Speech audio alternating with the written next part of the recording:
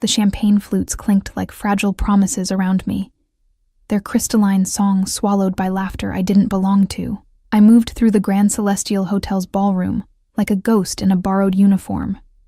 Black vest too tight across my chest, white shirt starched until it scratched my collarbone raw.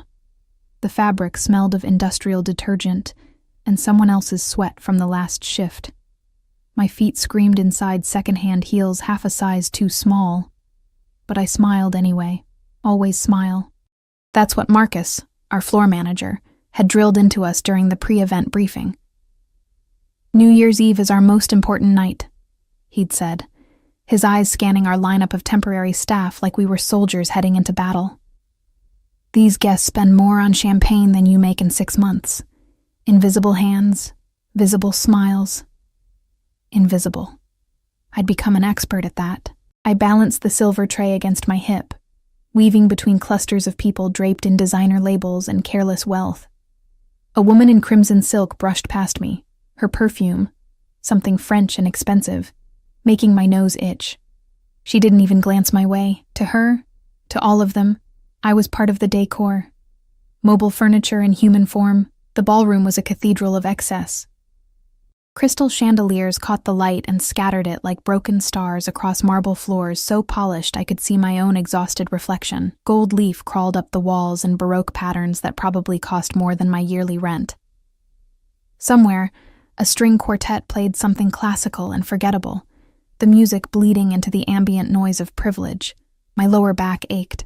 I'd been on my feet since 5 a.m., pulling a double shift because rent was due and my landlord had stopped accepting excuses. The morning had been banquet prep. Chopping, plating, running trays from kitchen to service area until my calves felt like they'd been filled with cement. Now, at 11:30 p.m., with 30 minutes until midnight, I was beginning to hallucinate that my bed was calling my name. I approached a group near the windows overlooking the city skyline.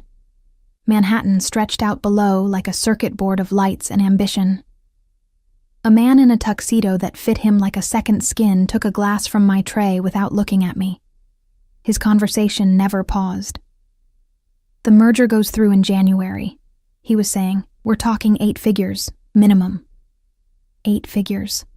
I tried not to think about how that would change my life, how it wouldn't even register as significant in his. I turned toward the bar to refill my tray when I felt it, that primitive instinct that tells you you're being watched. The sensation crawled up my spine like cold fingers. I glanced around, scanning the crowd, but saw nothing unusual, just more beautiful people in their beautiful clothes, insulated from reality by zeros in their bank accounts. Then the crowd shifted, parted like a curtain, and I saw him. He stood near the private elevators at the far end of the ballroom, and even from this distance, he commanded space in a way I'd never witnessed. Tall, well over 6 feet, with shoulders that strained against a black suit that probably cost more than my car. No, scratch that. More than 3 of my cars, if I'd owned even one. His hair was dark, styled back with the kind of casual perfection that took effort to achieve, and his jaw could have been carved from granite. But it wasn't his appearance that made my breath catch. It was the energy around him. 3 men flanked him, massive, alert, their eyes constantly scanning the room with professional paranoia. They wore earpieces, and their jackets bulged slightly at the hip in a way that made my stomach drop. The crowd gave them space instinctively, an invisible force field of unspoken fear and respect. The man in the center, the one who'd made me forget how to breathe, lifted a glass of what looked like scotch to his lips. His eyes, even from across the room, were dark and intense, and they were fixed directly on me. My heart stuttered. I looked away quickly, heat flooding my cheeks. Surely I was imagining it. Men like that didn't look at women like me. I was nobody. Nothing. Just another struggling server trying to survive in a city that chewed up dreams and spit out debt. I focused on my tray, on putting one foot in front of the other toward the service station. But that feeling, being watched, being seen in a way that felt almost predatory, didn't fade. It intensified. "Refill, sweetheart?" Tony, one of the bartenders, asked as I approached. His kind eyes crinkled with concern. "You look like you've seen a ghost." "Long day," I managed, forcing my voice to sound normal. Just need more champagne. As he loaded fresh flutes onto my tray, I risked another glance toward the elevators. He was closer now. Impossibly closer. He'd moved through the crowd with the fluid grace of a predator, his security detail forming a moving wall around him. People stepped aside without even realizing they were doing it, some primal part of their brain recognizing danger even dressed in Armani. Our eyes met. The world narrowed to that single point of connection. His gaze was molten, intense, stripping away every defense I'd carefully constructed. In his eyes, I saw hunger, not the simple physical kind, but something deeper, more consuming, something that promised both salvation and destruction. I jerked my gaze away, my hands trembling as I lifted the tray. This was ridiculous. I was overtired, overstressed, probably dehydrated. I was imagining things. "You okay?" Tony asked. "Fine," I lied. "Totally fine." I turned back toward the crowd, determined to finish this shift, collect my pay, and go home to my shoebox apartment where I could collapse and forget this night ever happened. But fate, it seemed, had other plans. I made it exactly 7 steps before disaster struck. A woman in a gold-sequined gown backed up without looking, laughing at something her companion said. Her elbow connected with my tray at the exact wrong angle. Time slowed to a cruel crawl. I watched, helpless, as 6 crystal flutes of champagne lifted into the air in a perfect arc, liquid catching the chandelier light like liquid diamonds. Then gravity remembered its job. The champagne came down in a cascading wave, and through some cosmic joke, it didn't hit the woman who'd caused the collision. It didn't hit the marble floor in an easy-to-clean puddle. It hit him. Every single drop. The man in the black suit, the one with the dangerous eyes and the armed security detail, stood directly in the splash zone. Champagne soaked his shoulder, ran down the front of his undoubtedly expensive jacket, and dripped onto shoes that probably cost more than my monthly salary. The ballroom didn't go silent. That only happened in movies, but the immediate area around us dropped several decibels. People turned to stare. His security detail moved instantly, hands inside their jackets, faces hard with threat, and I stood there, empty tray in my trembling hands, staring at the man I'd just drenched in champagne, watching my entire life crumble into ruins. My voice came out as a squeak. "I'm so sorry. I'm so sorry." He didn't move, didn't blink. Champagne dripped from his sleeve onto the pristine marble floor. Drip, drip, drip. Each drop sounding like a countdown to my execution. Then, slowly, he reached up and wiped a droplet from his jaw with one long finger. The gesture was almost casual, but the tension radiating from him was anything but. When he spoke, his voice was low, accented with something European, Italian, maybe, and smooth as aged whiskey. "Do you always make such an impression? Or am I special?" Was he joking? I couldn't tell. His face remained impassive, carved from stone, but something flickered in those dark eyes. Amusement? Anger? Interest? She backed into, "I'm so sorry," I stammered, feeling tears prick at my eyes. This job was everything. Without it, I couldn't make rent, couldn't eat, couldn't survive. "Please, let me get towels. I'll pay for the cleaning. You'll what?" He stepped closer, and I caught his scent beneath the champagne, sandalwood and something darker, more dangerous. His security moved with him, a synchronized unit of threat. "You'll pay for a $15,000 suit with your server wages? $15,000. I felt the blood drain from my face. I was going to be sick. I had no words, no defense, just the crushing weight of my own inadequacy. He studied me for a long moment, his gaze traveling over my face with an intensity that made me feel stripped bare. Then, without warning, he smiled. It wasn't a warm smile. It was the smile of a wolf who'd found something interesting to play with before the kill. "What's your name?" "Emma," I whispered. "Emma Winters." "Emma." He repeated it slowly, tasting each syllable. "I'm going to remember that." That sounded like a threat. One of his security detail leaned in, whispering something in rapid Italian. The man nodded once, never breaking eye contact with me. "It seems," he said, his voice dropping even lower. That you owe me a debt, Emma Winters, and I always collect what I'm owed. Before I could respond, before I could apologize again or beg for mercy, he turned and walked away, his security detail closing around him like a living shield. They disappeared into the private elevator, and the doors slid shut with a whisper of expensive engineering. I stood there, alone in a crowd of hundreds, the empty tray slipping from my numb fingers to clatter against the marble floor. Marcus appeared at my elbow, his face purple with rage. My office. Now. As I followed him through the service corridors, away from the glittering ballroom and back into the harsh fluorescent reality of the staff areas, one thought circled through my mind on repeat. Who the hell was that man, and what did he mean by collecting his debt? I didn't get fired. Somehow, impossibly, I didn't get fired. Marcus had screamed at me for 20 minutes straight in his cramped office that smelled like stale coffee and broken dreams. His face had gone from purple to an alarming shade of crimson as he detailed exactly how much trouble I'd caused, how important that guest was, how I'd humiliated the hotel on its most prestigious night of the year. But he didn't fire me. You're lucky Mr. Castellano didn't demand your termination, Marcus had finally said, his voice hoarse from yelling. You're lucky he found the whole thing amusing. Castellano. So that was his name. Who is he? I'd asked quietly, still trembling from adrenaline and fear. Marcus had looked at me like I'd just asked who the president was. You really don't know? When I shook my head, he'd laughed, a bitter, exhausted sound. Dante Castellano. He owns half of Manhattan's real estate, including this hotel. He's also... Marcus had paused, choosing his words carefully. A very influential businessman. The kind you don't want to cross.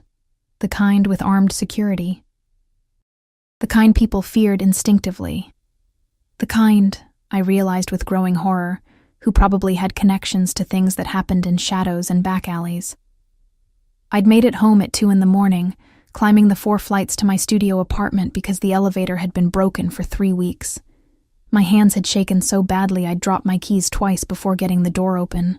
Now, 3 days later, I still couldn't shake the memory of those dark eyes watching me, that smooth voice promising to collect his debt. Emma, table 6 needs their check. Sarah's voice cut through my spiraling thoughts. You okay? You've been weird since New Year's. I forced a smile from my coworker, grabbing the check presenter from the POS system. We were at Riverside Diner, the breakfast place where I worked my morning shifts. It was the polar opposite of the Grand Celestial. Cracked vinyl booths, coffee that tasted like burnt rubber, and customers who tipped in quarters. But it was honest work, and the owner didn't yell. Just tired, I said, which wasn't a lie. I'd barely slept since that night, jumping at every unexpected sound, half convinced that Castellano's security detail would show up too. What? Break my legs over champagne. You need a vacation, Sarah said, tying her apron. Or at least a full night's sleep. You've got shadows under your eyes that have shadows. I delivered the check to table 6, an elderly couple who came in every Wednesday for the early bird special and tried to focus on the mundane comfort of routine, pouring coffee, taking orders, wiping down tables, normal things, safe things. The diner door chimed, and I glanced up automatically, my customer service smile already in place. It died on my lips. A man stood in the doorway, not Castellano, but one of his security detail. I recognized him immediately. The tallest one, with the scar bisecting his left eyebrow and eyes like chips of ice. He wore a black suit despite the morning hour, and he scanned the diner with professional efficiency before his gaze locked onto me. My heart stopped. He walked toward me with purposeful strides, and conversations around us faltered. People could sense danger the way animals sensed storms. The man stopped in front of my station, close enough that I had to tilt my head back to meet his eyes. Emma Winters? His voice was gravel and granite. Yes? It came out as barely a whisper. He reached into his jacket. I flinched and pulled out a cream-colored envelope. Heavy cardstock, expensive. My name was written across the front in elegant script that probably came from a real fountain pen. From Mr. Castellano, he said, placing it on the counter between us. He requests your presence tonight. A car will collect you at 7 p.m. from your apartment. What? I don't... It's not a request. His expression didn't change, but somehow the words carried the weight of absolute authority. The address is in the envelope. Dress appropriately. Then he was gone, the door chiming cheerfully behind him, as if he hadn't just turned my world upside down. I stared at the envelope like it might explode. Emma? Sarah appeared at my elbow, her eyes wide. Who the hell was that? Are you in some kind of trouble? Was I? I had no idea. My hands shook as I picked up the envelope, feeling the quality of the paper. Rich people even had better stationery. I don't know, I admitted. I waited until my lunch break to open it, hiding in the storage room between shelves of industrial-sized ketchup bottles and napkin dispensations. Inside was a single card with an address in Tribeca, one of Manhattan's most expensive neighborhoods, and a handwritten note in the same elegant script. Emma, you owe me a suit. I've decided how you can repay me. Come alone. Tell no one. DC. This was insane. I should call the police. I should tell someone. This had all the hallmarks of a terrible idea, possibly a dangerous one. But underneath the fear, something else flickered. Curiosity. And, God help me, a twisted kind of excitement. What did he want from me? The rest of my shift crawled by with agonizing slowness. I burned myself on the coffee pot twice, forgot orders, and gave someone decaf instead of regular, which earned me a 15-minute rant about how I was ruining their day. By the time I made it home at 4 p.m., I was a wreck of nerves and speculation. Dress appropriately, the security guard had said. I stood in front of my closet, a generous term for the tension rod holding up my meager wardrobe, and wanted to cry. I owned exactly 3 dresses. One was my server uniform, one had a stain on the hem I'd never gotten out, and one was a simple black dress I'd bought at a thrift store for my cousin's wedding 2 years ago. It would have to do. I showered in my tiny bathroom with the perpetually dripping faucet, trying to scrub away 3 days of anxiety and grease smell from the diner. My hands still shook as I dried my hair, applied the minimal makeup I owned, and slipped into the black dress. In the cracked mirror above my sink, I barely recognized myself. The dress was simple but flattering, hitting just above my knee. I'd lost weight from stress and too many skipped meals, and it showed in the sharp angle of my collarbones, the hollows beneath my cheeks. I looked fragile, breakable.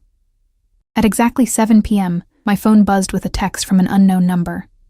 The car is waiting. I grabbed my coat, threadbare wool from a season clearance rack, and headed downstairs on legs that felt like they might give out at any moment. A black SUV idled at the curb, so pristine and expensive it looked photoshopped against the backdrop of my shabby neighborhood. The windows were tinted dark enough to be illegal. As I approached, the rear door opened from inside. I hesitated at the threshold of something that felt irrevocable. Then I got in. The interior smelled like leather and luxury. Soft ambient lighting ran along the floorboards, and the seats were heated despite the mild evening. A privacy screen separated me from the driver, who pulled smoothly into traffic without a word. I'd expected one of the security guards, but the back seat was empty, except for me. Classical music played softly through speakers I couldn't see, something melancholy and beautiful that matched the racing of my heart. We drove through Manhattan as the city transformed from day to night, lights beginning to spark in windows, the sky deepening to indigo above the buildings. I watched familiar neighborhoods give way to unfamiliar ones, each block more expensive than the last. Tribeca materialized around us, converted warehouses now worth millions, restaurants with Michelin stars, people who wouldn't look twice at a $15,000 suit. The SUV pulled up to a building that looked like it had been carved from steel and glass by an architect who charged by the sharp angle. A doorman in a uniform nicer than anything I owned opened my door. "Miss Winters," he said, as if he'd been expecting me. "Mr. Castellano is waiting. Penthouse level." Of course it was the penthouse. The lobby was all marble and modern art that I didn't understand, but knew cost more than my existence. The elevator had a special key slot for the penthouse, which the doorman activated before stepping back. "Have a pleasant evening, miss." The doors closed, sealing me in with my reflection and my hammering heart. The elevator rose so smoothly I barely felt the movement, just the increasing pressure in my chest as the numbers climbed. 30 floors. 40. 50. When the doors finally opened, they revealed a private foyer with a single door. It was already open. "Come in, Emma." His voice drifted from somewhere inside, smooth and commanding. "Don't be afraid. Don't be afraid." As if that were an option. I stepped into Dante Castellano's penthouse, and the door whispered shut behind me with the soft, final click of a lock engaging. The space was massive, floor-to-ceiling windows showcasing Manhattan like a kingdom spread out below its ruler. The decor was minimalist but clearly expensive.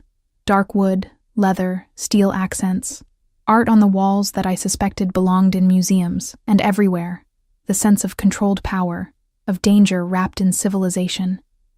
He stood by the windows, backlit by the city lights, a crystal tumbler of amber liquid in one hand. He'd ditched the suit jacket, and his white shirt was rolled up to his forearms, revealing tanned skin and the hint of a tattoo disappearing under the fabric. "You came," he said, turning to face me fully. "I wasn't entirely certain you would. Did I have a choice?" The words escaped before I could stop them. His lips curved into that wolf smile. "There's always a choice, Emma. You made yours when you got in that car." He moved toward me with that same predatory grace I remembered from the ballroom, and every instinct screamed at me to run. But I held my ground, lifting my chin even as my pulse thundered. He stopped close enough that I caught his scent, sandalwood and something uniquely him, something that made my head spin. "Would you like a drink?" he asked. "I'd like to know why I'm here. Straight to business. I like that." He walked to a bar cart, poured 2 glasses of wine without asking my preference. He handed me one, and our fingers brushed. His warm, mine ice cold. "You owe me a debt, remember? The suit. I'll pay you back. It'll take time, but I don't want your money, Emma." He studied me over the rim of his glass, those dark eyes seeing too much. "I want something else entirely." My mouth went dry. "What?" He set his glass down with deliberate care, then reached out and tucked a strand of hair behind my ear. The gesture was almost tender, completely at odds with the intensity burning in his gaze. "I want you to spend New Year's with me," he said softly. 3 days. Here, in this penthouse. I stared at him, certain I'd misheard. "What?" 3 days. "You'll stay here. Let me get to know you. And at the end, your debt is cleared." His thumb traced the line of my jaw, and I shivered despite myself. "What do you say, Emma Winters? Do we have a deal?" "You're insane." The words tumbled out before my brain could filter them. "You don't even know me. Why would you—" "Don't I?" He dropped his hand from my face but didn't step back. We stood close enough that I could see the flecks of gold in his dark eyes, close enough to feel the heat radiating from his body. Emma Winters, 26 years old, works 3 jobs to afford a studio apartment in Washington Heights that should be condemned, sends money to her mother in Ohio every month even though you can barely feed yourself. No criminal record, no social media presence. You're invisible by choice, aren't you? Cold dread washed over me. "You had me investigated." "Of course I did." He said it like it was the most natural thing in the world, like violating my privacy was just another Tuesday for him. "I make it a point to know everything about people who interest me. I spilled champagne on you. That's not interesting. That's clumsy. You looked at me like I was just a man." His voice dropped, intimate and dangerous. "Do you know how rare that is? Everyone in that ballroom knew who I was. They feared me or wanted something from me. But you—" He reached out again, this time catching my wrist, his thumb finding my racing pulse. "You saw a stranger in an expensive suit. Nothing more. Because I didn't know, and now you do." His grip tightened fractionally, not painful, but possessive. "Now you know I'm Dante Castellano, that I own enough of this city to make you disappear if I wanted, that the security following me aren't just for show, and you're still here, in my home, drinking my wine." "Why is that, Emma?" "Because I was an idiot, because some self-destructive part of me wanted to know what happened next. Because standing in his penthouse, caught in his gravitational pull, felt more alive than I'd felt in years of just surviving." 3 days, I said instead of answering. "And then what? You just let me go? Then you're free. Debt paid. You never have to see me again." Something flickered across his face. Disappointment? Unless you want to. Why me? I pulled my wrist from his grip, needing distance to think. I walked toward the windows, toward the glittering city below. You could have anyone. Models, actresses, women who actually belong in a place like this. I don't want them. He came to stand beside me, our reflections ghostly in the glass.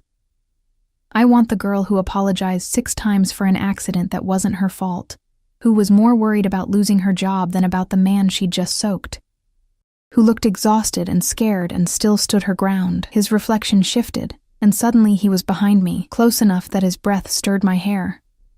I want to know what you taste like when you're not afraid, what sounds you make when someone actually sees you, when someone touches you like you matter. My breath caught. This was crazy, dangerous, everything I should run from. I won't sleep with you, I said, my voice shakier than I wanted. If that's what this is whatever you want it to be. His hand settled on my shoulders, warm and heavy. You'll have your own room, your own space. I won't touch you unless you ask me to.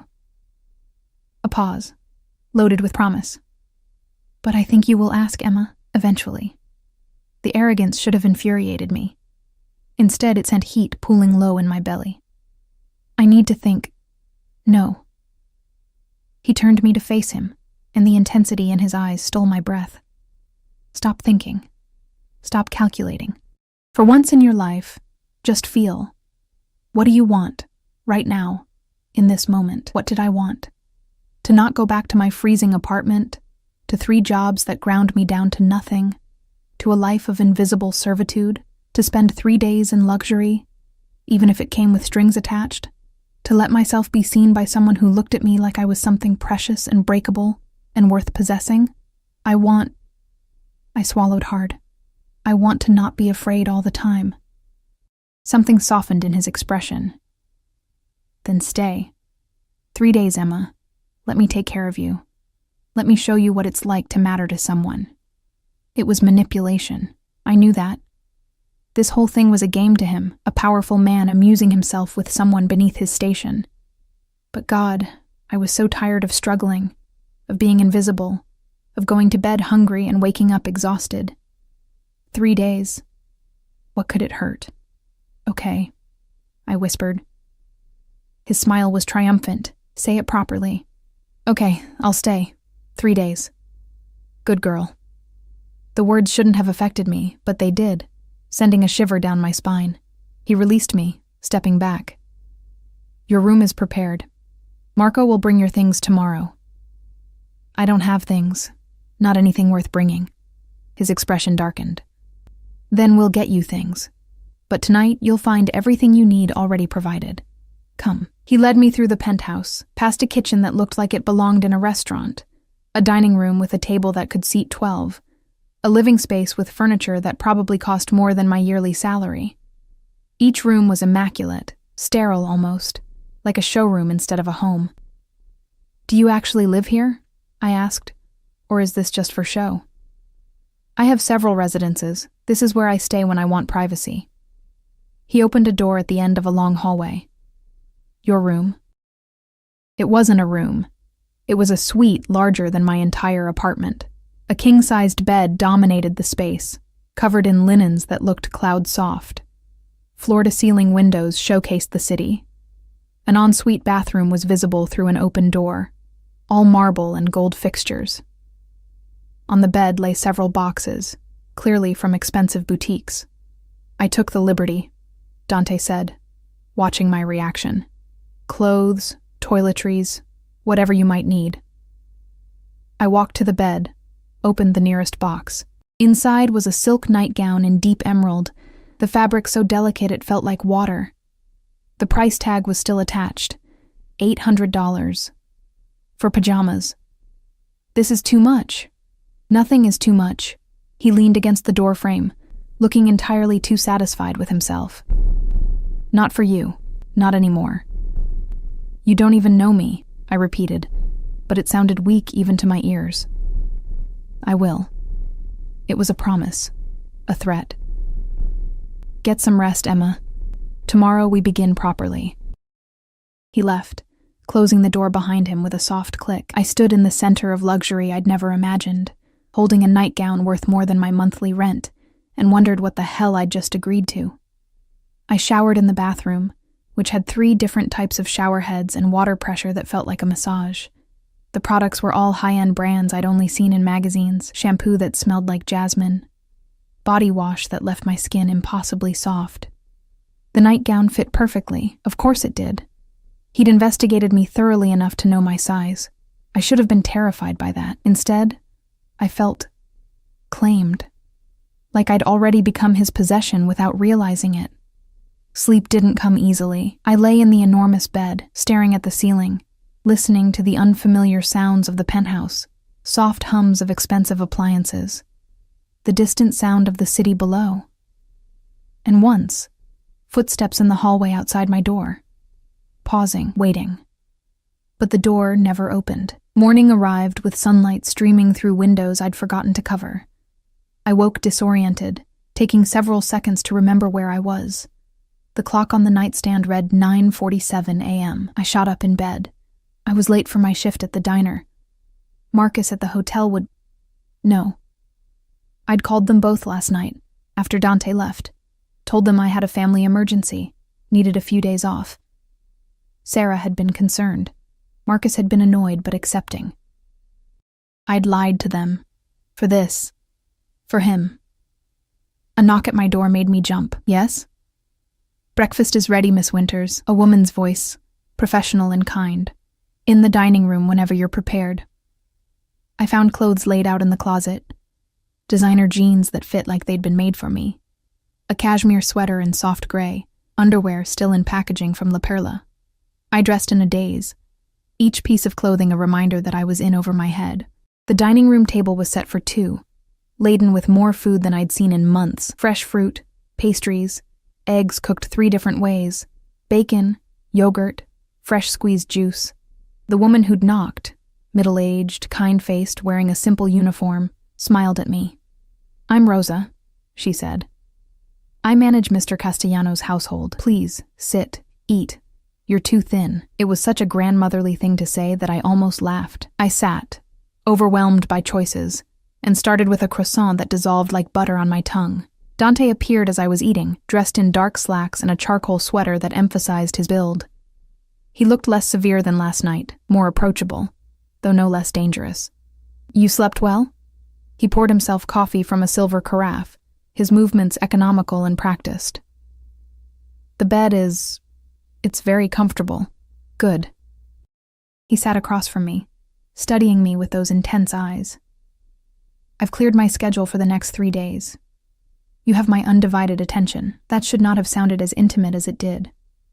"What exactly do you want from me?" I set down my croissant, my appetite suddenly gone. Really. Not the debt repayment story, the truth. He was quiet for a long moment, his fingers drumming against his coffee cup. When he spoke, his voice was different, less controlled, more raw. 10 years ago, I was engaged. Her name was Sophia. She was beautiful, cultured, from a good family, everything I was supposed to want. He stared into his coffee like it held answers. 2 weeks before the wedding, she disappeared. Ran away with my business partner after they'd embezzled $3 million from my accounts. I stayed silent, sensing this was important. I found them, of course, handled it. The way he said handled made my blood run cold, but it taught me something. Women in my world, they see the money, the power. They perform. They become what they think I want. I can never trust what's real. He looked up, pinning me with his gaze.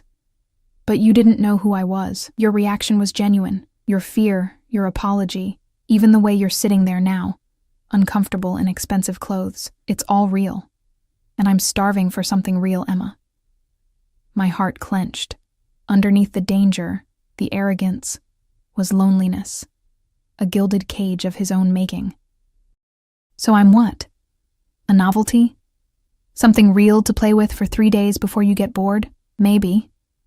His honesty was brutal. "Or maybe you're exactly what I've been looking for and didn't know it." He stood, walking around the table. He offered his hand. "Come. Let me show you my world. Then you can decide if you want to be part of it." I stared at his outstretched hand, strong, scarred across the knuckles, capable of violence and tenderness both. Then I took it, sealing whatever fate awaited me. Dante's world, I discovered, was built on contradictions.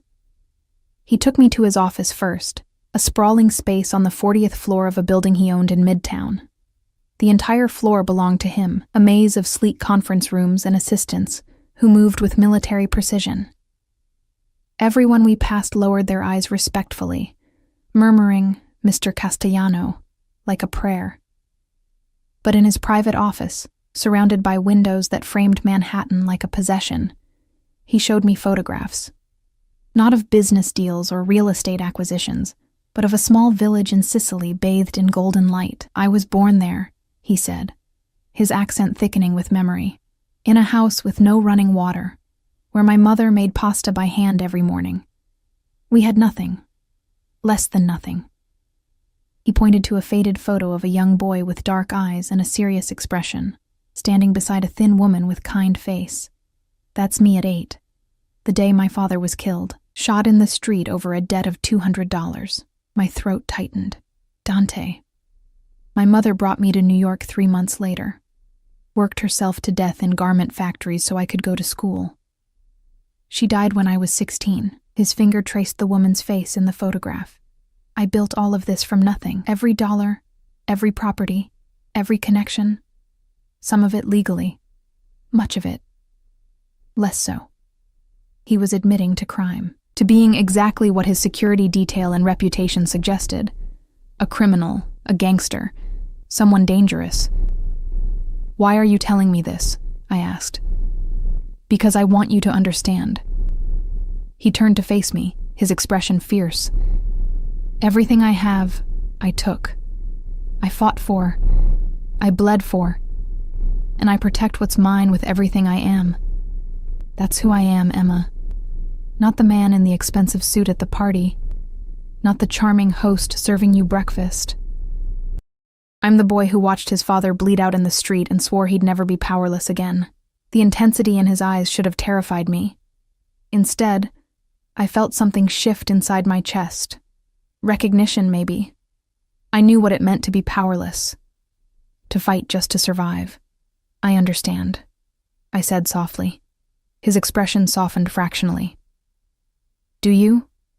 Because once you know the truth, there's no unknowing it. You'll be connected to me, to my world. That comes with consequences." "Is that a threat?" "It's a warning."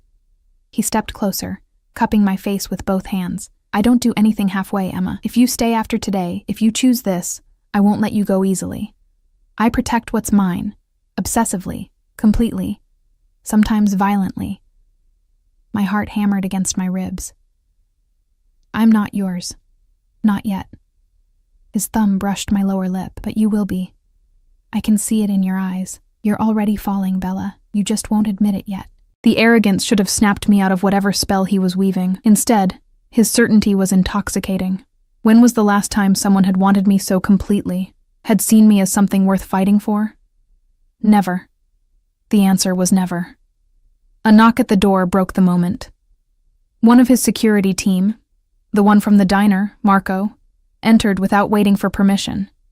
His face was grim. "Boss, we have a problem." The shipment from Barcelona was intercepted. DEA got involved. Dante's entire demeanor changed. The warmth vanished, replaced by cold calculation. "How much did we lose?" $12 million. 6 of our guys arrested. He swore in Italian, sharp and vicious. Then, remembering I was there, he turned to me. "Marco will take you back to the penthouse. I need to handle this." "I can wait." "No." His tone brooked no argument. "This isn't something you need to see. Go. I'll be back tonight." Marco guided me to the elevator, his massive frame blocking me from the chaos erupting in the office behind us. As the doors closed, I caught a glimpse of Dante on his phone, his face harder than I'd ever seen it. Every inch the dangerous man he'd warned me about. The penthouse felt like a luxurious prison without him there. Rosa fed me lunch, pasta that melted on my tongue, salad with vegetables that actually tasted like something, and tried to make small talk, but I could see the concern in her eyes. "He's never brought a woman here before. she said finally, clearing my plate. Not to this apartment. This is his sanctuary. Why are you telling me this? Because you're good for him. I see the way he looks at you, like you're water and he's been dying of thirst. She patted my hand with maternal affection. But his world is dangerous, child. If you stay, you need to understand that. I spent the afternoon exploring the penthouse like a thief, opening doors I probably shouldn't. Most rooms were impersonal, guest bedrooms that had never been used, a gym with equipment that looked brand new, an office with a laptop locked behind passwords I couldn't crack. But then I found his bedroom. I shouldn't have entered. It was a violation of privacy, of trust, but curiosity pulled me across the threshold into a space that was unmistakably his. Dark colors, minimal furniture, but personal in ways the rest of the apartment wasn't. Books in Italian stacked on the nightstand, a photograph of his mother on the dresser, and on the wall, a piece of abstract art that looked like violence rendered in paint, all slashes of red and black. That's a Basquiat original, Dante's voice came from the doorway, making me jump. Worth about 15 million. I bought it because it reminds me of how I felt the night I killed the man who murdered my father. I spun to face him. He leaned against the doorframe, his tie loosened, exhaustion evident in the set of his shoulders. But his eyes were sharp, assessing my reaction. You killed him? My voice came out steady despite the racing of my heart. I was 19. He was walking out of a bar in Little Italy, drunk and happy. I put 3 bullets in his chest. He said it matter-of-factly, like he was discussing the weather. That was the night I stopped being a victim and became something else, something people feared. He crossed to me, backing me against the wall beside the painting. Does that scare you, Emma, knowing I've killed? That I'll kill again if someone threatens what's mine? Yes, I whispered truthfully. Good. You should be scared. His hand came up to rest beside my head, caging me in. But you're still here. Still looking at me like I'm just a man instead of a monster. Why? Because I was broken too, I realized. Because working 3 jobs to survive, sending money to a mother who never appreciated it, existing in the shadows of other people's lives. That had killed something in me too. Different than Dante's violence, but just as destructive. Maybe I'm tired of being afraid, I said. His eyes darkened. Or maybe you recognize something in me. The same hunger. The same need to matter, to be seen, to take something back from a world that's only ever taken from you. He was right. God help me, he was right. The shipment, I said, needing to change the subject before I did something reckless. Did you fix it? For now. Lost money, but that can be replaced. Lost men. He shook his head. That's harder. But I made the necessary calls. Lawyers, judges, people who owe me favors. They'll be out by morning. The casual corruption should have appalled me. Instead, I was fascinated by the machinery of his power, how easily he manipulated systems designed to be impartial. You're staring, he murmured. You're terrifying. And yet you're not running. His hand slid from the wall to my waist, pulling me flush against him. Tell me to stop, Emma. Tell me you want me to take you home and forget this ever happened.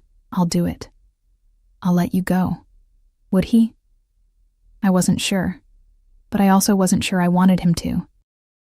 What happens on day 4? I asked instead. After the 3 days are up, that depends on you. His other hand came up to tangle in my hair, tilting my head back. You can walk away. Go back to your life. I'll set you up, of course. Pay off your debts. Help your mother. Make sure you never have to work 3 jobs again. A parting gift. Or you stay. Become part of my world. Accept everything that comes with being mine. The protection, the danger, the obsession.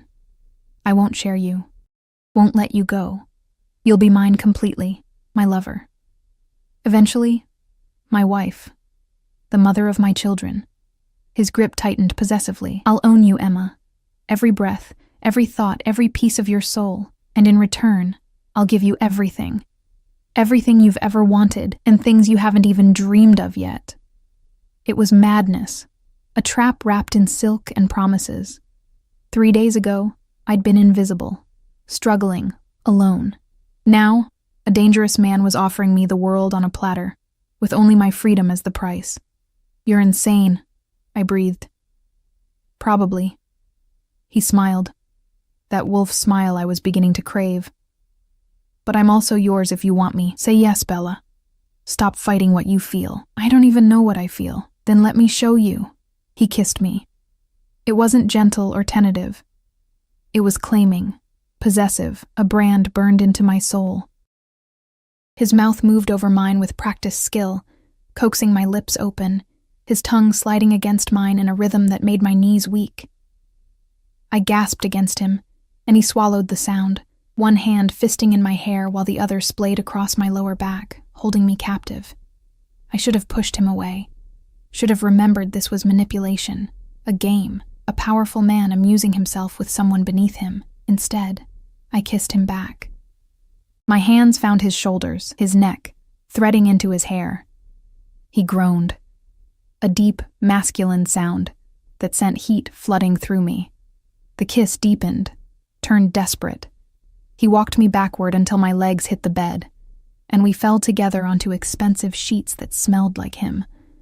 His weight pressed me into the mattress, solid and overwhelming. His hands roamed, my waist, my ribs, skating the underside of my breast through the cashmere sweater he'd given me. Every touch sent electricity arcing through my nervous system. "Tell me to stop," he muttered against my mouth, even as his hand slid under my sweater, finding bare skin. "Christ, Emma, tell me to stop before I can't." But I didn't want him to stop. I wanted to feel something other than fear and exhaustion, wanted to matter to someone, even if it was twisted and dangerous and destined to end badly. "Don't stop," I whispered. His control shattered. He pulled my sweater over my head, his eyes going molten at the sight of the lace bra he'd provided. Black, delicate, expensive. "Perfetta," he breathed, before his mouth found my neck, my collarbone, the swell of my breast above the lace. I arched into him, overwhelmed by sensation. His stubble scraped deliciously against my sensitive skin. His hands seemed to be everywhere at once. Skilled, knowing exactly how to touch me to make me gasp and writhe beneath him. This was dangerous. This was stupid. This was... Dante. His name escaped as a plea. He lifted his head, his eyes searching mine. Whatever he saw there made him curse softly. Then, with visible effort, he pulled back, sitting up and running both hands through his hair. "Not like this," he said roughly. "Not when you're confused. Not when you don't know what you want." I sat up, feeling exposed and rejected. "You just said..." "I know what I said." He stood, putting distance between us. And I meant it. But I also meant what I told you before. I want you to choose this, fully, consciously. Not because I seduced you in a weak moment. He picked up my sweater, handed it to me with surprising gentleness. 2 more days, Emma. Figure out what you want. Because on day 4, I'm going to ask you to choose, and whatever you decide, I'll respect it. Liar, I thought. If I tried to leave, if I chose to walk away, would he really let me go? Or would that possessive darkness I'd seen in his eyes find a way to keep me? I pulled my sweater back on, feeling the loss of his warmth like a physical ache. "Get some rest," he said, his voice strained. "Tomorrow I want to show you something. Something important." He left me there in his bedroom, surrounded by his scent and his things, and the ghost of his touch on my skin. I knew then, with crystalline clarity, that I was already lost. The question was whether I'd let myself drown or find a way to swim. The next morning, Dante took me to a place I never expected. We drove through Brooklyn in one of his armored SUVs, Marco at the wheel and 2 other security guards following in a second vehicle. The neighborhood transformed from trendy brownstones to grittier streets, buildings tagged with graffiti, people eyeing our expensive convoy with suspicion and hostility. "Where are we going?" I asked, as we pulled up to a warehouse that had seen better days. "My real office," Dante said, helping me out of the vehicle. His hand remained on my lower back, possessive and protective. "The Midtown building is for legitimate business. This is where I actually work." Inside, the warehouse had been converted into a command center.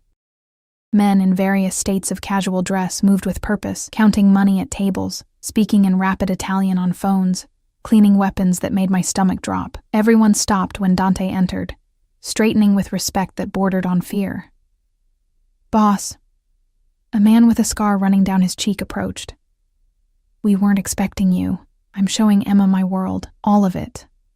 Dante's arm tightened around my waist. "Emma, this is Luca, my second in command."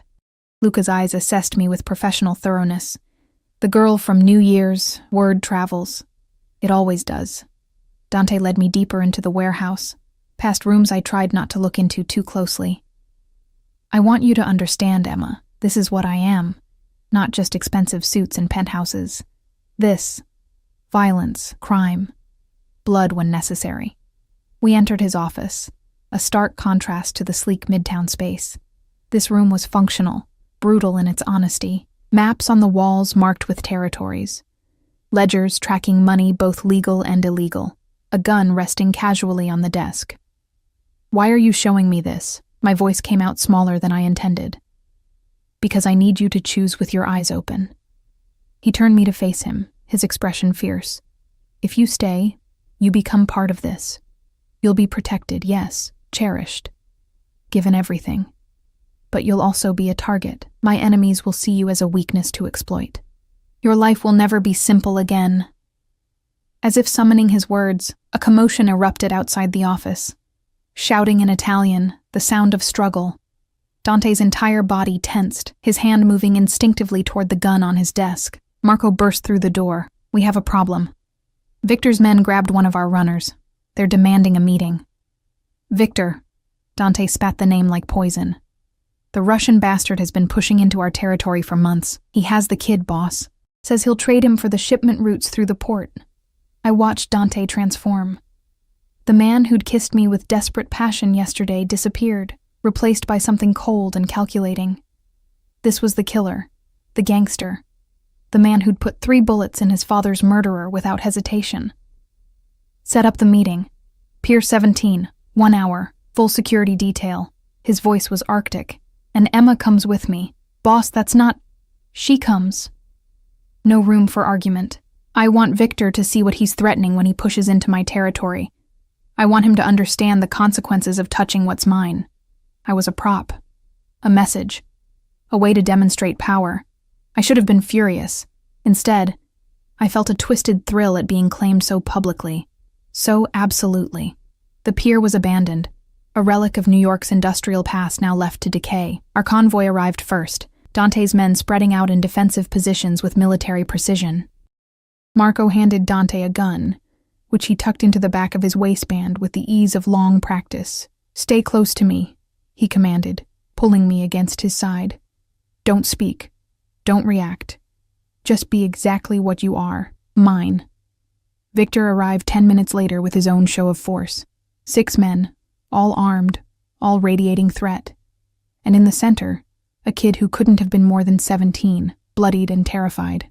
Victor himself was massive, 6'5" of muscle and menace, with cold blue eyes and a smile that promised violence. He spoke with a thick Russian accent, his words directed at Dante but his gaze crawling over me with insulting familiarity. "Castellano, you bring a whore to business meeting? You getting soft?" Dante's arm tightened around me, the only sign of his rage. "Watch your mouth, Victor. That's my woman you're talking about." "Your woman?" Victor laughed, cruel and mocking. "Since when do you keep pets? I thought you learned your lesson with the last bitch who betrayed you." The mention of Sophia, it had to be, made Dante's jaw clench. "The boy. Release him, and we'll discuss territories like civilized men." "Civilized?" Victor's men pushed the teenager forward, and I saw the extent of his injuries. Broken nose, split lip, bruises darkening his ribs. "There is nothing civilized about our business, Castellano. You want the boy? Give me the port routes. Or I start taking more of your people. Maybe next time I take your pretty whore here. See how soft I can make her scream." It happened fast. Dante moved with lethal grace, his gun appearing in his hand as if conjured. The shot echoed across the water, not at Victor, but at the man holding the teenager. The bullet caught him in the shoulder, and he dropped with a scream. "The next one goes in your head, Victor," Dante said, his voice calm despite the chaos erupting around us. Guns were drawn on both sides, fingers on triggers, everyone a heartbeat from violence. You don't threaten what's mine. Ever. Victor's smile never wavered, but his eyes calculated odds. He was outnumbered. Dante's men had taken better positions, and Marco had a rifle trained on Victor's forehead from the warehouse roof. You'd start a war over some girl, Victor asked. I'd burn this entire city to ash before I let anyone hurt her. Dante's certainty was absolute. Take your man and go. The port stays mine. This is your only warning. For a long moment, the tableau held, violence suspended by the thinnest thread. Then Victor laughed, a sound like breaking glass. You've changed, Castellano. Love makes men weak. I'll remember that. He gestured to his men to retrieve their wounded. But this isn't over. You can't protect her forever. They left, the teenager collapsing into Marco's arms. Dante didn't lower his gun until Victor's vehicles disappeared from view. Then he turned to me, and the cold calculation melted into something else. Fear, need, possessiveness all tangled together. Are you all right? His hands roamed over me, checking for injuries I didn't have. Did he touch you? Did any of them? I'm fine, but I was shaking. The reality of how close we'd come to a bloodbath finally hitting me. Dante. That man. He threatened to. I know. He pulled me into his arms, his heart hammering against my ear. I know, Bella. But I meant what I said. I'll burn the world before I let anyone hurt you. It should have scared me. The violence, the casual discussion of war, the way Dante had shot a man without hesitation. But wrapped in his arms, feeling the fierce protectiveness radiating from him, I felt safer than I'd ever felt in my life. Take her home, Dante told Marco. I need to handle this. No. I pulled back to look at him. I'm staying. You said you wanted me to see your world. So show me. All of it. Pride flickered in his eyes. It gets darker from here, Emma. I know. He kept me by his side for the rest of the day. I watched him interrogate the teenager, gently getting information about Victor's operations. Watched him coordinate with his lieutenants, planning responses, shoring up defenses.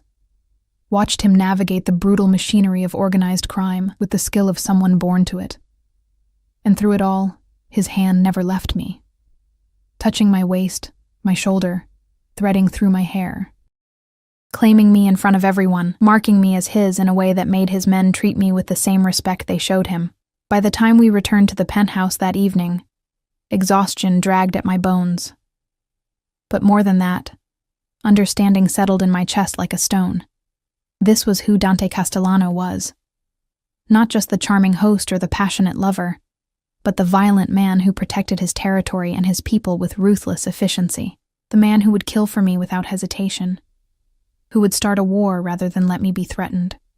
Rosa had prepared dinner, but neither of us had much appetite.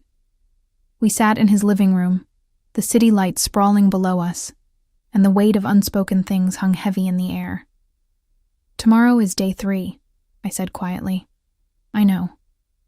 And then I have to choose. Yes. He turned to face me, his expression raw in a way I'd never seen. I told myself I'd respect whatever you decided, that I'd let you go if that's what you wanted. But Emma, I don't know if I can. You've gotten under my skin, into my blood. The thought of you leaving, of going back to that life, of being vulnerable and alone. It makes me want to lock you in this penthouse and throw away the key. That's kidnapping, I said. But there was no heat in it. I know. I'm a monster, remember? He reached for my hand, his thumb tracing circles on my palm. But I'm your monster, if you want me. I'll give you everything, Emma. Not just money or safety, but purpose. You'll matter. To me, to my organization. You'll never be invisible again. And if I want more, the words escaped before I could stop them. If I want the man behind the monster, the boy who loved his mother, the person who understands what it's like to fight for every scrap of existence, something broke in his expression, then you'll have me. All of me. The good, the bad, the irredeemably violent. I'll be yours as completely as you'll be mine. He pulled me into his lap, and I went willingly, my defenses finally crumbling. His kiss was different this time. Less claiming, more pleading, like I held his fate in my hands instead of the other way around. Stay. He whispered against my mouth. Choose me. Choose this. I know it's insane and dangerous and probably the worst decision you could make. But stay anyway. Be mine. I thought about my studio apartment with its broken elevator, the 3 jobs that ground me into dust, the invisibility that had become my shield and my prison, the mother who took my money but never my calls, the life I'd been living that wasn't really living at all. And I thought about this, being seen, being cherished, being protected by someone who would go to war for me. The danger, yes, but also the purpose, the belonging. I'm terrified, I admitted. Good. That means you're smart. His forehead pressed against mine. But be terrified with me. We'll figure it out together. You really won't let me go, will you? Even if I choose to leave. Probably not. His honesty was brutal and somehow comforting. I'd try. I'd convince myself I was respecting your choice. But then I'd find excuses to see you, to protect you from a distance, to insert myself into your life until you couldn't imagine it without me. I'm obsessed, Emma. Completely. Irrevocably. It was madness. But maybe I'd been looking for madness my whole life. Something to shake me out of the numb existence I'd been barely surviving. Okay, I whispered. He pulled back to search my face. Okay? Okay, I'll stay. I choose you. I choose this. I cupped his face, feeling the stubble rough against my palms. I choose to matter, even if it means being owned by a beautiful monster. His smile was incandescent. You won't regret this. I probably will, I said honestly. But I'll regret leaving me again, and this time when he lifted me in his arms and carried me to his bedroom. I didn't stop him. This time, when his hands roamed under my clothes and his mouth mapped every inch of my skin, I gave myself over to it completely. He made love to me like I was something precious and breakable, worshipping every curve, every scar, every imperfection. And when I shattered in his arms, his name on my lips, he held me like I was the only thing keeping him tethered to humanity. Afterward, wrapped in his sheets with his heartbeat steady beneath my ear, I felt something I hadn't felt in years. Home. I love you, he murmured into my hair. I know it's too soon, too fast, too intense. But I do. I love you, Emma Winters. I should have been skeptical. Should have questioned whether love could bloom in 3 days, but I'd learned that time was relative. You could know someone for years and never truly see them, or you could know them for days and understand them completely.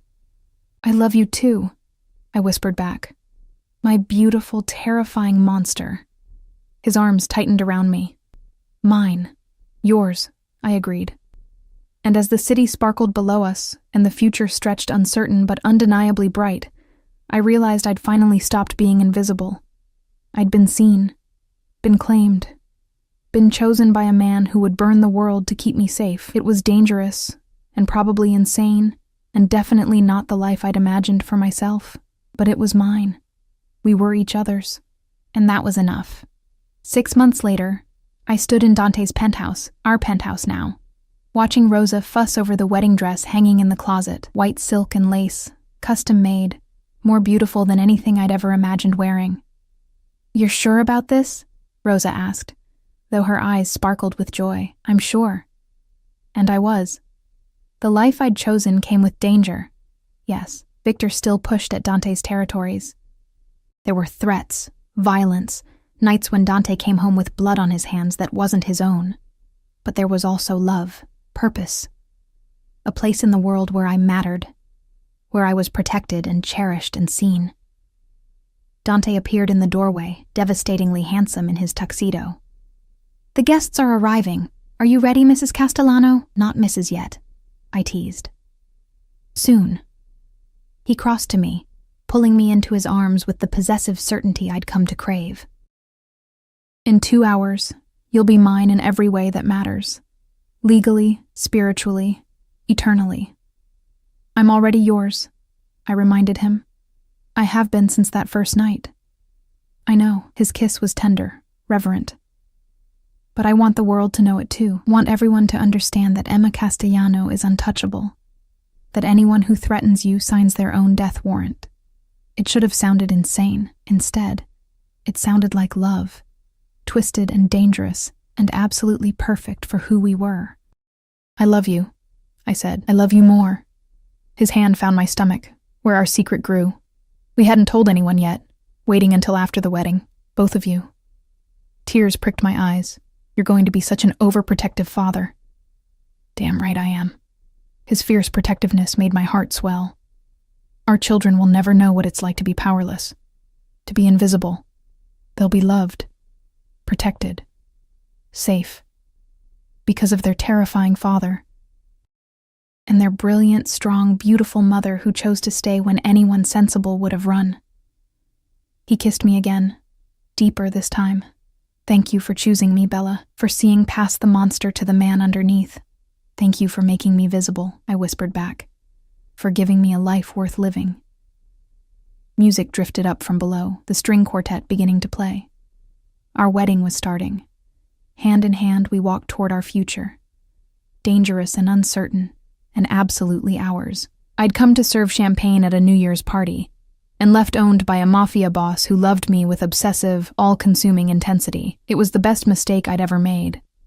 And as Dante slipped the ring onto my finger hours later, promising to love and protect and cherish me until death, and probably beyond, I knew I'd choose him again and again, in every lifetime, in every version of our story, because some people are worth the danger.